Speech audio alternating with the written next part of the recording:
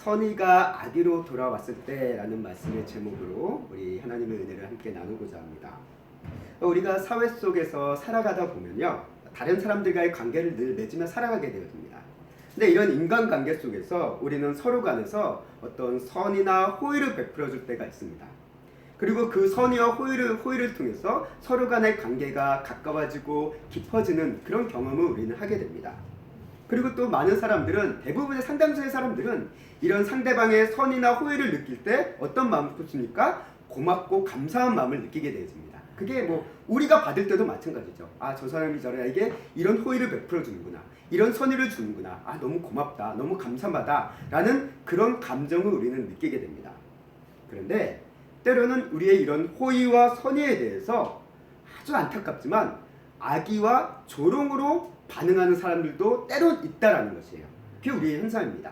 그래서 속담에 보면은 이거는 오늘만의 이야기가 아닌 것 같습니다. 우리 속담에 보면 이런 얘기도 있잖아요. 물에 빠진 사람 구해놨더니 보따리 내놓으라 라는 이런 속담이 있듯이 이거 과거에도 그랬던 것 같습니다. 아, 호의로 선의로서 뭔가를 했는데 구해주고 나니까 오히려 뭐를 요구하고 더 내놓으라 라는 식으로 어떤 악의와 악용을 통해서 그 선의와 호의를 이제 뒤집어 버리는 그런 좀 못된 사람들이 어느 시대나 있었던 것으로 우리가 보여집니다.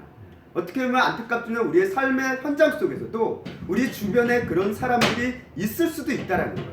있을 수도 있고, 때로는 어떻게 보면 우리가 그런 모습으로 상대에게 반응할 때도, 나도 모르게 반응할 때도 있을 수 있다라는 것입니다.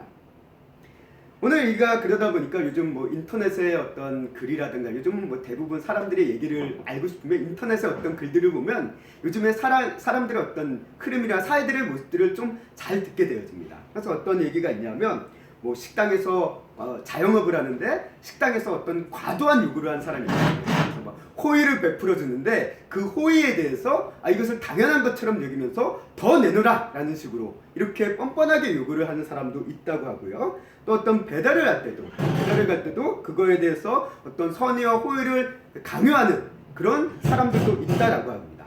또는 반대의 입장도 마찬가지라고 얘기해요. 어떤 주인이 손님에게 어떤 예절을 강요하고 또 어떤 상황을 요구해서 이건 안 된다라는 식으로 막 훈계하고 가르치는 식으로 손님을 꾸짖는 그런 경우도 있다고 하고요. 또는 무례하게 어떤 배달을 하면서 막 남의 음식을 뜯어먹고 막 빼돌리고 하는 그런 경우도 있다라는 얘기를 종종 우리가 듣게 되어집니다. 이런 일들이 어떻게 보면 우리의 일상 속에서 어딘가에서 지금도 심심치 않게 벌어지는 일들이다라고 얘기를 합니다. 그렇게 이런 사람들이 이제 많아지다 보니까 우리의 문제는 뭡니까? 우리가 누군가에게 호의와 선의를 베푸는 것에 대해서 좀 꺼려지고 기피하는 시대가 되어졌다라고 우리가 느껴지게 된다는 거예요. 그래서 우리가 누군가에게 선의를 베풀어 줄 때, 호의를 베풀고 싶을 때도 이게 혹시라도 나에게 이런 일을 했는데 이것 때문에 나에게 불이익이 오면 어떡하지? 이것 때문에 나한테 손해가 오면 어떡하지? 이것 때문에 뭐 나를 갑자기 뭐 고소하고 고발하면 어떡하지? 라는 생각이 먼저 딱 드니까 우리가 누군가를 도와주고 싶은 마음이 쏙 들어가는 그런 상황들이 처하게 되는 이야기들을 우리가 많이 보게 됩니다. 또는 그런 경우도 있어요. 우리가 호의와 선의에 대해서 선의를 베품에 있어서 어떤 사람들은 저 사람은 이건 무슨 숨은 의도가 있다. 이 호의를 베풀어 주는 거에 선의를 베풀어 주는 거에 대해서 뭔가 이게 뒤에 감추기는 속셈이 있어 라는 식으로 아주 안 좋게 바라보는 그런 시선도 때로는 우리는 만나긴 합니다. 그래서 왜 당신이 이런 호의를 베풀어요? 왜 이런 선의를 우리에게 베푸는 거예요? 도대체 뭐가 속셈이 있어서 그런 거예요? 라고 되묻는 사람들도 있다라는 거예요. 물론 오늘 이 시대가 이런 선의와 호의를 가장해서 어떤 누군가를 속이려고 다가가는 어떤 좀 사기꾼적인 모습들이 이 시대에 참 많이 있다 보니까 그런 경계심과 경각심을 갖는다는 것이 나쁘다라는 것은 아닙니다. 우리는 조심해야죠. 조심해야 됩니다. 그러나 그 정도를 넘어서서 막 악의를 가지고 비난하고 막 마치 싸우자는 식으로 달려드는 사람들도 종종 있다라는 것이죠. 그게 오늘 이 시대의 우리의 모습이고요. 그런 상황 속에서 우리가 생각을 해봅니다. 우리가 어떤 선의를 가지고 호의를 가지고 나름대로 뭐 어떤 속셈이 없지, 그냥 뭐 이웃이니까 갖고 자주 얼굴을 마주치는 사람이니까 뭐 인사도 하고 뭐 나눠줄 거 있으면 나눠주고 막 이런 것들을 베푸는 과정 가운데서 그거에 대해서 왜 그러느냐라는 식으로 좀 안 좋게 반응한다라고 한다면 그런 상황을 맞닥뜨리게 되면 우리의 마음은 어떻습니까? 솔직히 기분 나빠요. 불쾌합니다. 나는 아무 의도가 없었어요. 그냥 이웃이니까, 아는 사람이니까 그래도 생각나서 줬어요. 뭔가를 줬어요. 뭐 커피를 준다거나 과자를 준다거나 뭐가 좀 생겨서 뭐 달력을 준다거나 이렇게 줬어요. 근데 이걸 가지고 왜 그러냐 식으로 막 시비조로 얘기하고 뭐 기분 나쁘다는 식으로 왜 주냐라는 식으로 반응한다면 솔직히 주는 사람의 입장으로서는, 호의를 베푼 사람의 입장으로서는 기분이 나쁘고 불쾌할 수밖에 없다라는 것이 우리 솔직한 인간의 감정이 아닐까 생각되어집니다. 물론 상대방이 오해를 해서 그런 반응을 할 수도 있어요. 그러나 그 오해의 여부를 떠나서 일단 그 순간에 맞닥뜨리면 우리의 감정은 어때요? 기분이 나쁘다라는 거예요. 마음이 상한다라는 것입니다.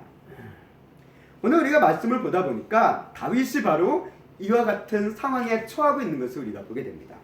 다윗도 이런 감정을 느낍니다.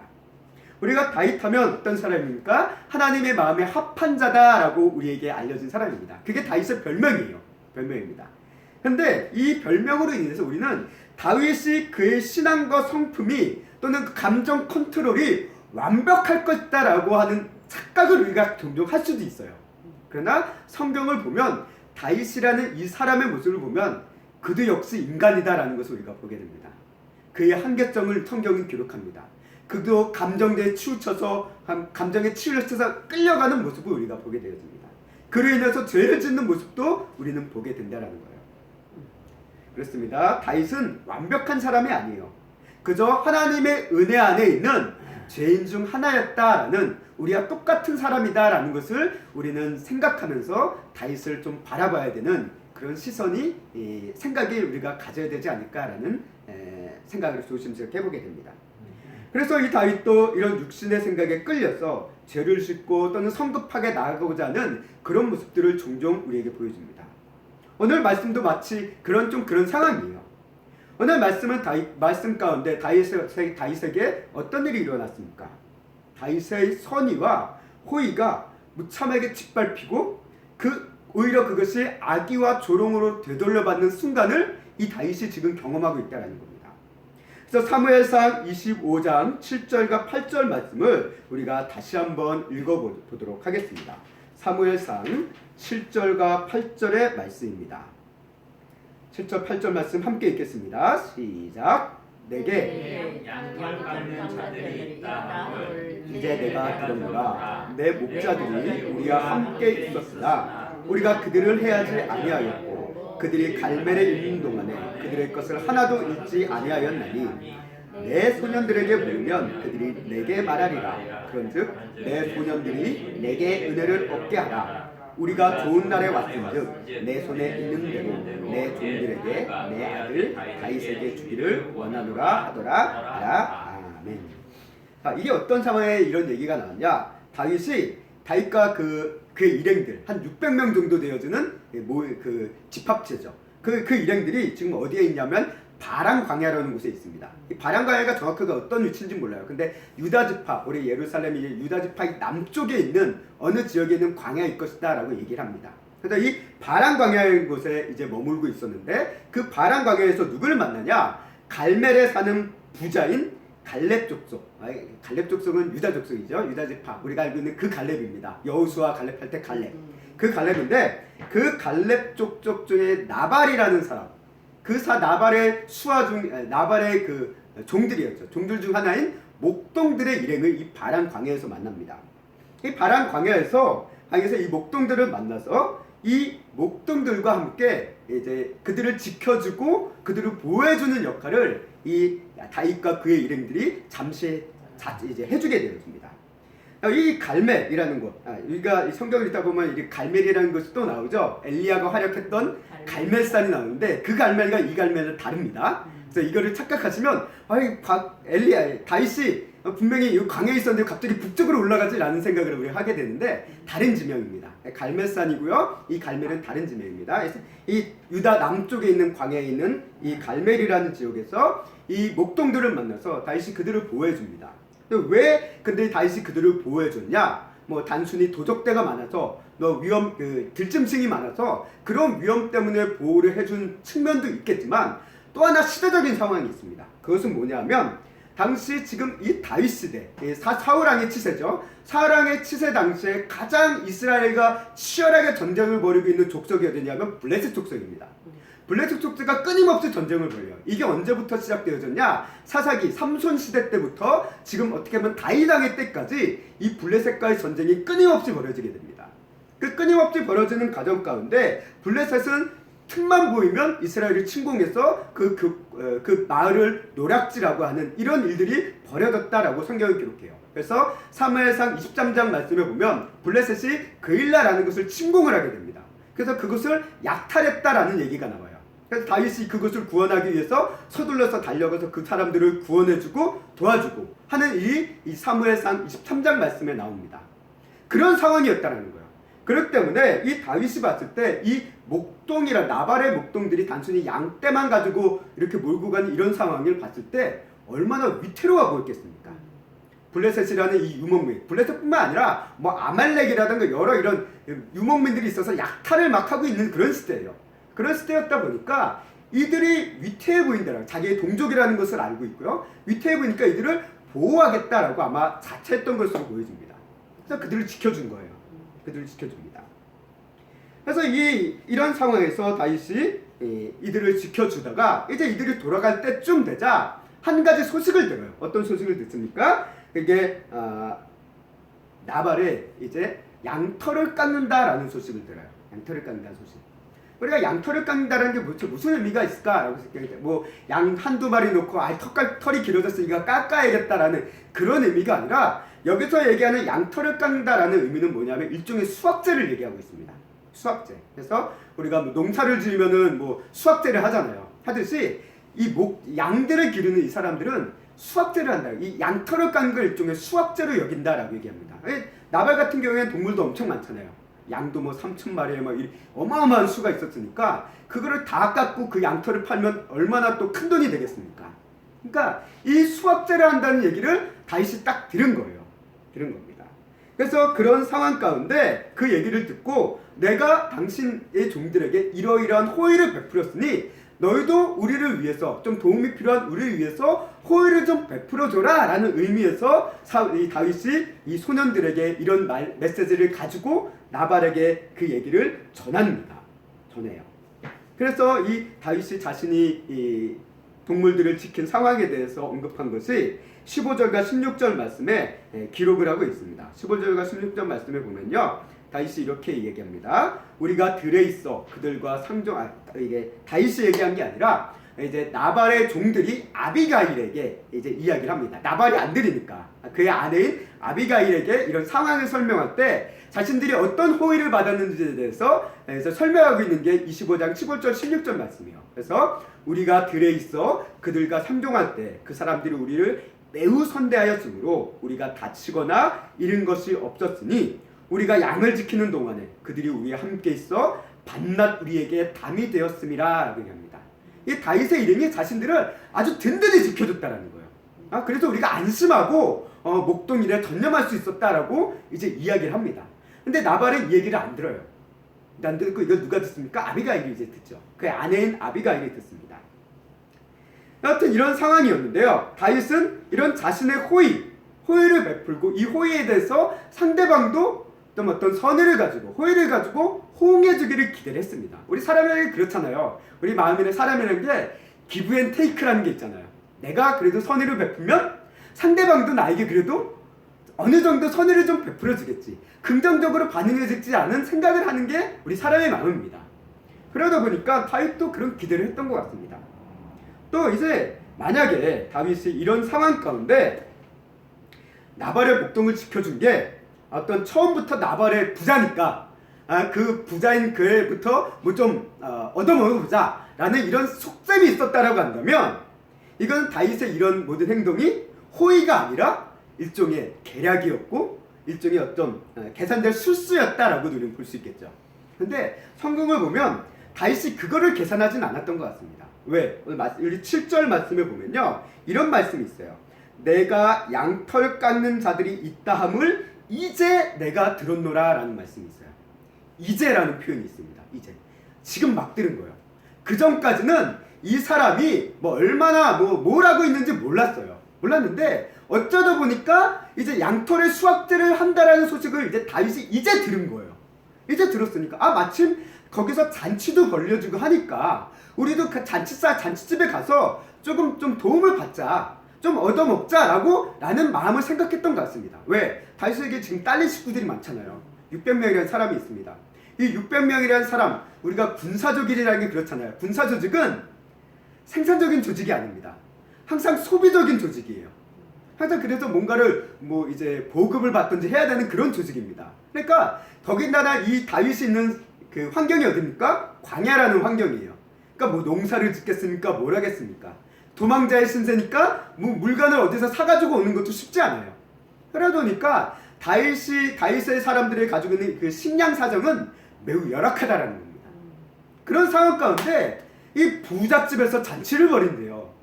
그러니까 부잣집에서 잔치를 벌이고 마침 우리가 그냥 뻔뻔하게 가서 내 나라 구걸하는 게 아니라 그래도 우리가 호의를 베풀어 줬으니까 그 호의에 대한 조그만 어떤 반응으로라도 우리가 좀 얻을 수 있지 않을까라는 그런 기대를 가지고 이런 요청을 했던 것으로 우리 성경에서 기록하고 있다는 것입니다.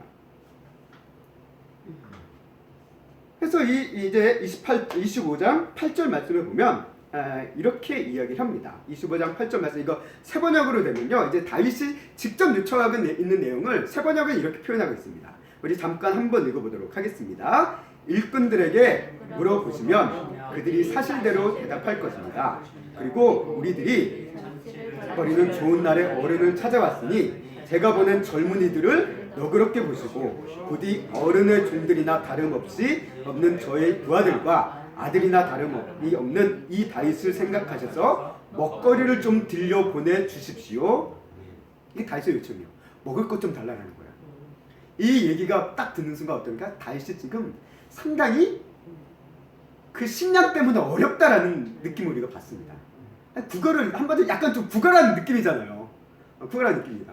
그러니까 좀 음식 좀 달라. 우리 힘드니까 어려우니까 좀 달라라는 그런 얘기를 하고 있다라는 거예요. 그런데 이 나발, 이런 다윗의 정중하고도 호의를 가진 청을 받은 이 나발이 어떻게 반응합니까? 그 호의를 무참히 짓밟습니다. 조롱을 합니다. 10절과 11절 말씀을 우리가 함께 잠시 보도록 할까요? 10절과 11절 말씀입니다. 함께 읽겠습니다. 시작. 나발이 다윗의 사관들에게 대답하여 이르되 다윗은 누구며 이새의 아들은 누구냐? 요즘에 각기 주인에게서 억지로 떠나는 종이 많도다. 내가 어찌 내 떡과 물과 내 양털 깎는 자를 위하여 잡은 고기를 가져다가 어디서 왔는지도 알지 못하는 자들에게 주겠느냐 하니라. 이제 좀 긴 내용이지. 한마디로 얘기하면 네가 뭐하는 놈인데 내 소중한 음식을 너한테 줘야 되냐라고 얘기하고 있는 거예요. 나발이 다윗에 대해서 모르는 건 아니에요. 여기 마치 또 모르는 것처럼 얘기하고 있는데 얘기하잖아요. 주인을 피해 도망친 종 이들이 많다라는 얘기를 하면 다윗이 사울왕을 피해서 도망치는 사람이라는 것을 나발은 알고 있는 거예요. 그런데 모르는 척하는 겁니다. 네가 뭐하는 놈인지도 모르겠고 주인을 배반한 그런 왕을 배반한 넌 배반자다. 그런 몰상식한 신하다라는 그런 생각을 가지고 있던 것 같아요. 그래서 나는 저 사람 상종 안 하겠다라고 이제 나발이 반응한 거죠. 이 나발은 또 아까 얘기했다시피 갈렙 족속이라고 얘기했습니다. 갈렙 족속은 여호수아 갈렙의 그 갈렙이고요. 한마디로 갈렙 족속은 유다 지파입니다. 유다 지파라고 한다면 다윗과 같은 지파라는 거예요. 한마디로 다윗의 입장에서 봤을 때는 뭐 관계는 촌수는 어떻게 될지 모르지만 어쨌든 친족 지파예요. 친족 지파입니다. 그래서 우리 성경을 보면 같은 지파들끼리 똘똘 뭉치는 경우가 많습니다.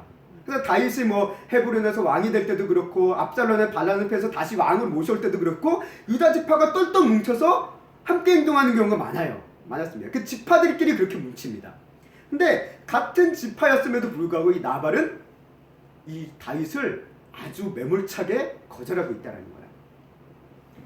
마치 우리 사람도 그렇잖아요. 우리가 타인이 우리의 호의를 거절하고 악의를 반응한 것보다 내가 아는 가족과 친인척이 나에게 그런 악의와 그런 조롱을 보일 때가 우리의 마음이 좀 더 상하기 쉽지 않습니까? 그렇잖아요. 모르는 사람이 그런 건 그럴 수 있어요. 근데 나의 상황을 나름대로 알고 있는 그 친척이, 가족이 그런다라고 한다면 그것만큼 서운할 때가 어디 있겠습니까? 근데 지금 나발이 그렇다라는 거예요. 적어도 같은 친족이라면 조금이라도 도와줄 법한데 난 모르겠다. 너 같으면 모른다. 어디 내 음식, 소중한 음식을 달라고 그러냐. 꺼져라. 라는 이런 식으로 반응하고 있다는 겁니다. 이런 나발의 조롱과 악의를 들은 다윗이 어떻게 반응해요? 당연히 기분이 상하죠. 상합니다. 그리고 엄청나게 분노를 합니다. 다윗이 분노한 이유에 대해서 21절에서 이렇게 밝히고 있어요. 21절 말씀에 보면 함께 읽겠습니다. 시작. 다윗이 이미 말하기를 내가 이자의 소유물을 광야에서 지켜 그 모든 것을 하나도 손실이 없게 한 것이 진실로 허사라. 그가 악으로 나의 손을 갚는도다. 아멘. 한마디로 내 선의가 지금 악으로 돌아왔다는 거예요. 그것 때문에 나 기분이 상당히 나쁘다라는 거예요. 기분이 나쁘다. 그래서 그 다음 보여준 반응이 뭡니까? 400명을 모두 칼차라 라고 합니다. 칼차라, 죽이러 가자 라는 얘기를 해요. 그래서 400명의 군사를 600명 가운데 200명은 남겨놓고요. 가족들이 있으니까 그들을 지키기 위해서 남겨놓고 400명을 끌고 지금 나발을 치기 위해서 막 달려갑니다. 달려가요. 자, 이런 상황을 보면서 이런 질문이 문득 떠오릅니다. 어떤 거냐면 다윗의 분노와 나발에게 복수하고자 하는 그런 대응을 보면서 우리가 몇 가지 상황이 또 다른 상황이 떠올라져요. 다윗이 이런 자신의 어떤 호의와 선의에 대해서 어떤 악의와 조롱으로 받을 때가 이때만은 아니었습니다. 앞서 보았다시피 이 바로 앞장에 있던 사건인데요. 사울왕이 다윗을 죽이려고 얼마나 쫓아다녔습니까? 그 중에 다윗에게 복수할 기회가 있었어요. 그때 다윗이 사울왕을 안 죽이죠. 하나님께 기름 부음 받은 왕이니까 내가 이 사람에게 함부로 손을 댈 수 없겠다라고 안 죽입니다. 그때가 이 나발 사건 바로 전에 기록되어 있어요. 그리고 이 사건, 나발 사건 후에도 또 한 번 이 사건이 기록되어 있습니다. 다윗이 또 한 번 죽일 기회가 왔는데 안 죽여요. 옷자락만 싹 뺍니다. 옷자락 빼고 또 물병만 가지고 이런 일을 해요. 내가 죽일 수 있었음에도 불구하고 당신을 안 죽였습니다. 라는 것을 이제 보여줘요. 그런 사건이 있습니다. 또 우리가 후에 이제 아들 압살롬에 의해서 반란이 일어나서 쫓겨날 때가 있죠. 쫓겨날 때가 생기는데 그때 다윗을 조롱하던 사람이 있습니다. 저주하던 사람이 있어요. 베냐민 지파의 시므이라는 사람이 다윗을 막 저주하고 조롱할 때가 있었습니다. 그때 다윗의 부하가 저 자식 쳐 죽입시다 라고 얘기할 때 다윗이 뭐라고 합니까? 내둬라 라고 얘기해요. 멈춰라 라고 해요. 그런 다윗의 모습을 보면서 그때 이런 상황 가운데는 다 참았는데 왜 나발 때는 그렇게 못 참았을까요? 그런 의문이 떠오르더라고요. 그런 세 가지의 상황에서는 다 참았는데 왜 이때는 유독 못 참았을까? 도대체 이유가 뭘까? 그 이유에 대해서 성경은 명확하게 기록하고 있지는 않습니다. 하나 몇 가지 추정해 볼 수 있는 정황이 있어요. 그건 뭐냐면 이제 사울은 하나님께 기름 부은 왕이니까 하나님이 선택한 사람이니까 내가 함부로 손 못 대겠다라는 하나님에 대한 어떤 경외함이 있었기 때문에 그렇다 치더라도 시므이는 굳이 참을 필요가 없잖아요. 자기를 조롱한 시므이 쳐 죽일 수 있었어요. 그런데도 안 죽였어요. 왜? 베냐민 지파라서 그럴까요? 나발은 유다 지파니까 좀 더 가까우니까 내가 쳐 죽여도 되겠다? 그런 생각이 작용한 걸까요? 그렇진 않은 것 같습니다. 몇 가지 정황이 있는데요. 첫 번째로 다윗이 지금 어떤 상황에 처해 있냐면요. 오늘 이 사무엘상 25장 1절 말씀을 우리가 읽지 않았는데 1절 말씀에 뭐라고 나와 있냐면요. 사무엘이 죽은 것에 대해서 얘기합니다. 사무엘이 죽습니다. 사무엘은 어떤 사람입니까? 다윗을 왕으로 기름 부은 사람이고요. 또 어떻게 보면 다윗의 멘토였습니다. 그리고 사울 왕으로부터 다윗을 그래도 보호해준 사람이 사무엘이에요. 근데 이 기둥과 같고 자신의 어떤 든든한 그 보호자와 같은 사무엘이 이제 죽었습니다. 죽은 거예요. 자신을 지켜줬던 그런 영적 멘토 지도자인 사무엘이 죽었습니다. 다윗은 그야말로 이제 허와 벌판에 홀로 선 것 같은 그런 느낌 속에 아마 처했을지도 모릅니다. 자신이 지도자였는데 그동안 지도자로 있다 하더라도 사무엘이라는 어떤 좋은 자가 있고 힘들면 그를 찾아가서 보호도 받고 할 수 있는 그런 사람이 있었어요. 근데 그 사람이 지금 죽었습니다. 세상을 떠났어요. 우리도 그렇잖아요. 그런 상실감이 있습니다. 우리 성도들도 그렇잖아요. 나와 함께했던 가까운 사람, 또 나의 어떤 정신적 지주와 같은 그런 사람이 세상을 떠나게 되면 그 상실감은 매우 크다라는 거예요. 상실감 속에 다윗이 있었다라고 우리가 추측이 되어집니다. 또 하나는 두 번째로 우리가 볼 수 있는 조항은 뭐냐면 다윗과 그 일행의 상황의 열악함이라는 거예요. 앞서 얘기했다시피 다윗이 나발에게 요청한 것은 뭘 요청했으니까 먹을 걸 달라고 한 거예요. 그만큼 상황이 열악했다라는 거예요. 도망자의 신상이니까 그럴 수밖에 없겠죠. 그런 상황 가운데 힘들고 어려운 상황, 마음도 힘들고요, 경제적인 상황도 힘들고, 이 다윗이 감당해야 될 600명의 사람, 거기에 플러스 알파로 가족들까지 생각하면 그 다윗의 짐이 얼마나 무거웠을까요? 그야말로 억눌린 상황이었어요. 그런 상황 가운데 이 나발이 다윗의 감정을 팍 찌르니까 한마디로 폭발한 거예요. 폭발한 겁니다. 만약 여기서 다윗이 나발보다 세력이 약했다라고 한다면 다윗은 그냥 입술을 꾹 깨물면서 물러섰을 거예요. 근데 다윗은 지금 어떻습니까? 전쟁의 경험을 쌓은 군사가 600명이 있어요. 한마디로 폭발해가지고 휘두를 수 있는 힘이 있다라는 거예요. 그러니까 달려나갔다라는 거예요. 거칠 것 없이. 그래서 이제 제가 한 책을 보니까 이런 다윗의 상황에 대해서 뭐라고 표현하고 있냐면요, 다윗의 인생의 전환점에서 만난 한계 상황이다라고 얘기하고 있어요. 인생의 전환점.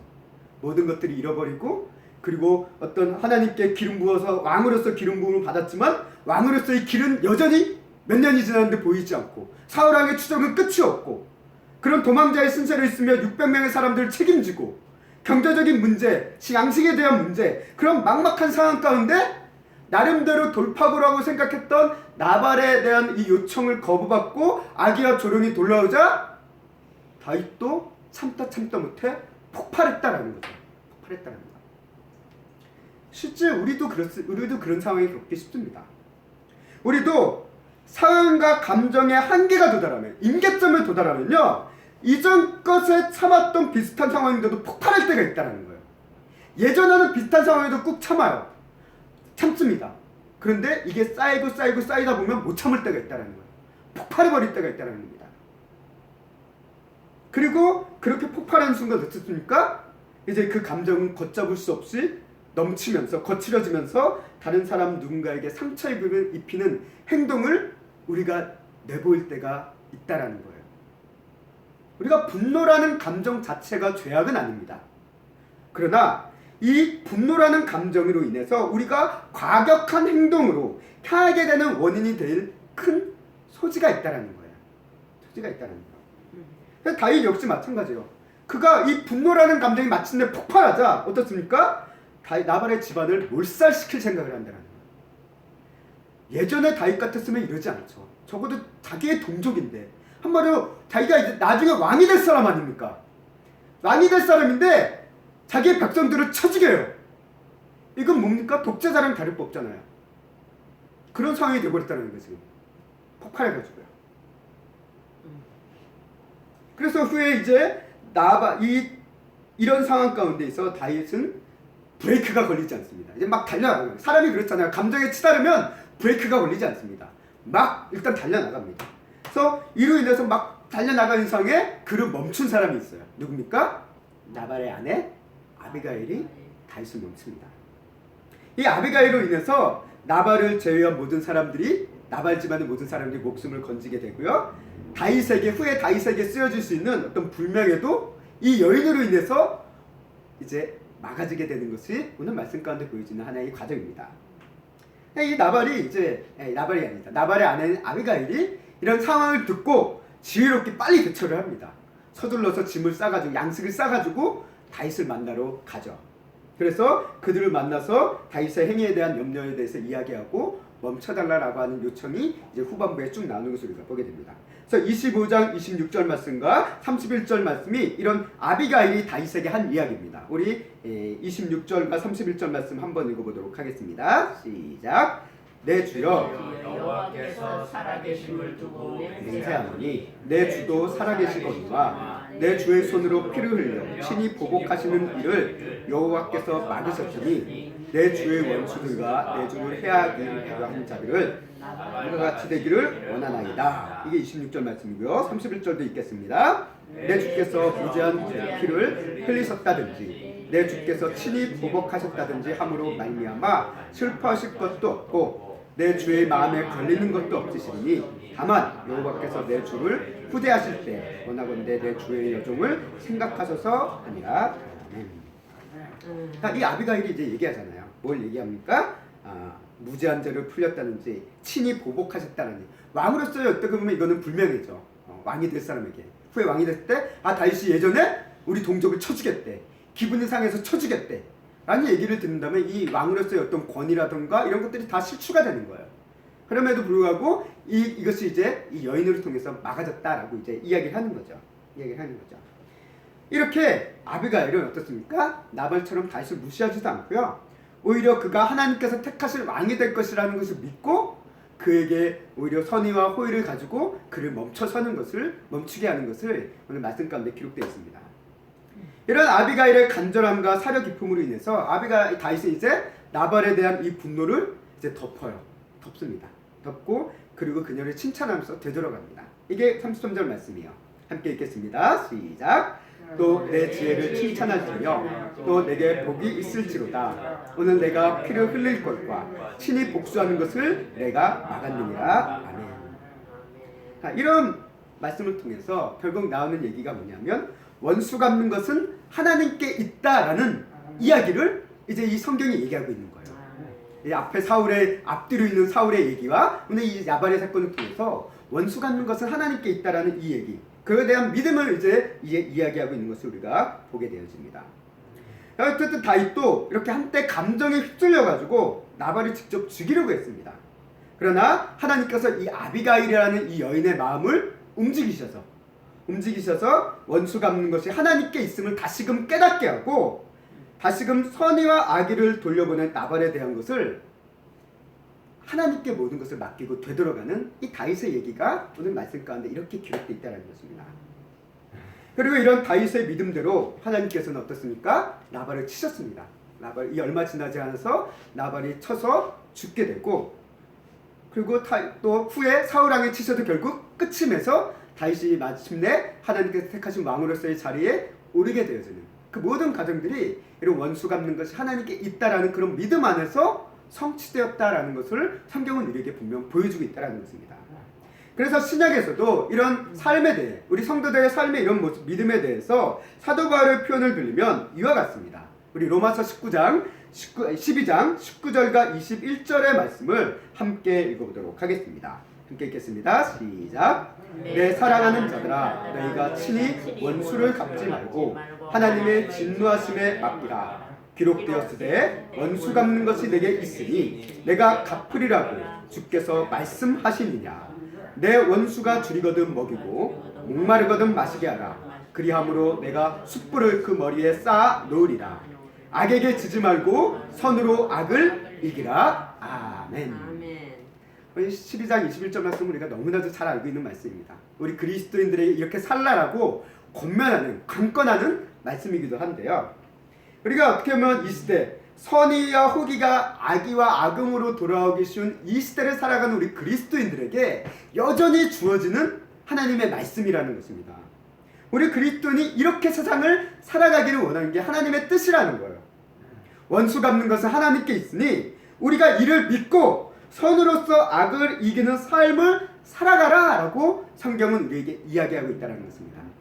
근데 문제는 이게 쉽지는 않다는 거예요. 어렵습니다. 우리의 힘으로는 되지 않습니다. 우리의 감정은 어때요? 악은 악으로 갚아야 되고요, 나의 호의가 악으로 돌아오면 복수를 해야 되고요 라는 게 우리의 마음이에요. 다윗과 같이 달려나가야 됩니다. 나에게 힘만 있으면 상대방을 때려서라도 나의 그 울분을 풀어야 되는 게 우리의 감정이고 우리의 본성입니다. 그런데 하나님은 그런 우리의 본성을 거스르면서 악으로 지지 말고 선으로 악을 이기라 라고 말씀하고 있다는 거예요. 이게 어떻게 됩니까? 이게 어떻게 가능합니까? 이건 우리의 힘으로 안 된다는 거죠. 우리의 힘으로 안 됩니다. 성령 안에서, 예수 그리스도 안에서만 가능한 일이라는 거예요. 그래서 이를 위해서 우리는 성도들은 이 세상 속에서 자꾸 악으로 악을 이기려고 하고 선으로 악을 이기는 모습을 살지 못하는 우리이기 때문에 기도할 수밖에 없다는 거예요. 기도할 수밖에 없다는 거예요. 우리가 살아가는 동안 우리의 선이나 호의가 악이나 또는 악용으로 돌아오는 때를 경험할 때가 종종 있습니다. 그리고 이를 경험할 때마다 속이 속상해요. 화도 납니다. 할 수만 있으면 상대방에게 그대로 돌려주고 싶어요. 그런 마음을 품습니다. 하지만 성경은 우리 그리스도인들에게 너희가 이런 상황 가운데 어떻게 살아야 될지를 분명히 얘기하고 있습니다. 원수 갚는 것은 하나님께 있다. 그 하나님을 믿고 신뢰한다면 우리의 상한 마음은 하나님께 맡기고 선으로서 악을 이기는 삶을 살아가라. 그를 위해서 힘써라 라고 오늘 다윗의 모습을 통해 또 사도 바울의 이 로마서 얘기를 통해서 우리에게 가르쳐주고 있습니다. 이를 위해서 우리의 삶 가운데 다윗처럼 폭주하는 감정을 다스리고 멈춰줄 중재자가 때로는 필요합니다. 그렇잖아요. 우리가 감정이 넘치면 우리는 브레이크가 안 걸려요. 브레이크를 걸 생각도 안 하고요. 그를 위해서 때로는 누가 필요합니까? 제3자가 필요하다는 거예요. 3자가. 그래서 사람과 사람과의 어떤 문제를 조율하기 위해서 그 대상자 두 명이 1대1로 마주하면 문제가 해결이 잘 안 되니까 항상 누가 낍니까? 그 가운데 중재자가 껴가지고 대화를 이어나가는 경우들이 많습니다. 그래서 뭐 어떤 상담을 할 때 그런 경우들이 참 많아요. 그렇게 물론 그게 다 100% 해결은 안 되지만 그래도 조금 더 조율이 된다는 것입니다. 그리고 이런 중재자가 우리에게도 있다라는 것입니다. 누구입니까? 예수 그리스도가 우리의 중재자라는 것입니다. 우리가 이런 상황 가운데 예수님을 바라봐야 되고요. 이런 가정 속에서 하나님께서는 우리의 복수심을 멈추게 하기 위한 아비가일과 같은 선하고 지혜로운 사람을 우리에게 보내주시고 그 사람을 통해서 깨닫게 하시거나 때로는 성령님을 통해서 우리 마음 가운데 일깨워 주실 때가 있어요. 내가 그건 잘못됐다. 그건 틀렸다. 그러면 안 된다라는 그런 마음에 감동을 주실 때가 있다는 것입니다. 이렇게 하나님께서는 중재자를 우리에게 보내주신다는 거예요. 무엇보다도 우리는 이 선의와 호의를 악의와 조롱으로 되돌려 받고 마음이 아프고 상한 우리 성도들이 누구를 바라보기를 원하느냐? 예수 그리스도를 바라보기를 원한다는 거예요. 왜? 예수 그리스도야말로 세상의 모든 악의와 조롱을 다 받으신 분이잖아요. 세상을 향해 선의와 호의로서 사랑으로서 하시는 모든 것을 주셨지만 그 예수님을 십자가에 달린 예수님을 악의와 조롱으로 바라봤다라는 것이 성경에 나와 있습니다. 근데 그 예수님은 그 조롱 속에서도 복수하기보다는 그들을 용서하고 선으로서 악을 이기는 그 십자가의 사랑을 우리에게 보여주셨다라는 것을 성경은 우리에게 얘기하고 있습니다. 그렇기 때문에 우리는 그 십자가의 사랑, 그 예수 그리스도를 생각하며 우리 자신을 그 안에 비춰야 된다는 것입니다. 그렇게 비춰 나아갈 때 우리도 지금 당장은 어렵다 힘들다 하더라도 그 예수 그리스도를 생각할 때마다 우리는 세상에서 오는 어떤 우리의 선의와 호의에 대한 악의와 조롱의 반응에 대해 하나님께 모든 것들을 맡기며 믿음으로 선으로서 악을 이길 수 있는 그 놀라운 은혜의 삶을 살아갈 수 있음을 오늘 말씀을 통해서 다시 한번 일깨워 주셨습니다. 오늘 이 자리에 모인 우리 성도님들이 정말 악에게 지지 말고 선으로 악을 이길 수 있는 우리 믿음의 성도님들이 될 수 있기를 주님의 이름으로 간절히 소망하고 축원합니다. 아멘.